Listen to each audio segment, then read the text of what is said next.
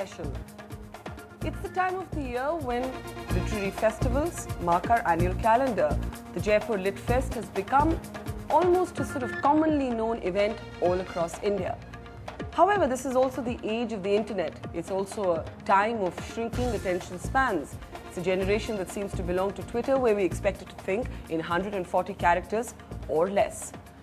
On this program today, we ask whether literary festivals, while they might be great fun and great parties, how much they really translate into more people reading.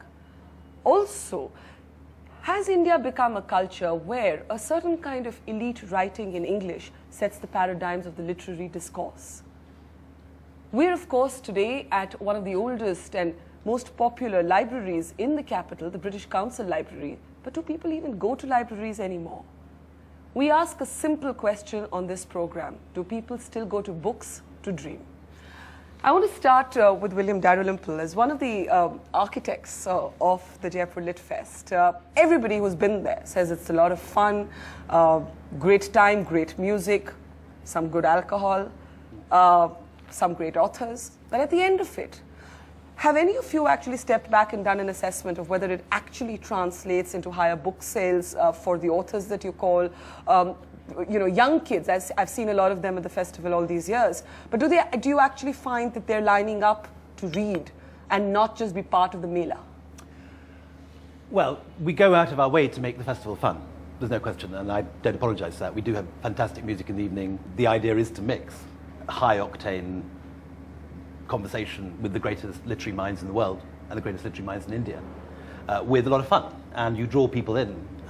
It's a honey trap, if you like. You draw people in with the music and the dancing, and you then make them sit through hours and hours of writers talking about themselves and their books. And it works, I think. Each year our numbers have doubled. We're expecting 50,000 people this year. It only started. But do you think the people who come to the festival come for the books or come for the fun, or do the two not have to be mutually exclusive? I don't think there's any reason to differentiate the two. You come for the festival. The festival is a mela.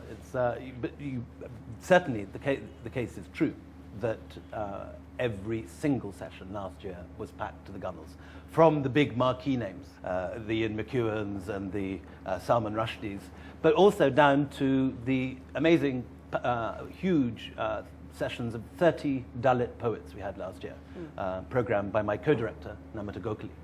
Certainly the book sales at the festival are astronomical. Full Circle, who run our bookstore, sell as many books at the Jaipur Literary Festival as they do in the next 6 months of the year. So just sheer number of books bought, no question.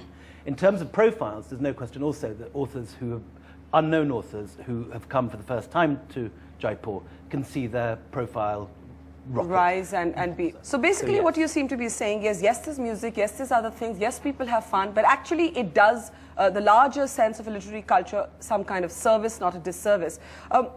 Rana Das Gupta, Marshall McLuhan once provocatively said that the future of the book belongs to the blurb. And it's a kind of cynical, it's a cynical analysis of what's happened to the relationship between people and books. And I remember growing up in Delhi, and there used to be mobile library vans that used to come around. All of those concepts are virtually dead. You're not talking about digitized libraries. A lot of the work here at British Council is digitized as well. Do you find as an author on the other side that when you write, you worry about whether there are people out there who are going to read? In Solo, you're talking about a 100-year-old protagonist. It's not exactly an automatically accessible theme to pitch to a large mass readership out there. So as an author, do you worry that in this age and time, there may be no takers to read? The idea that attention spans are shrinking and all that kind of thing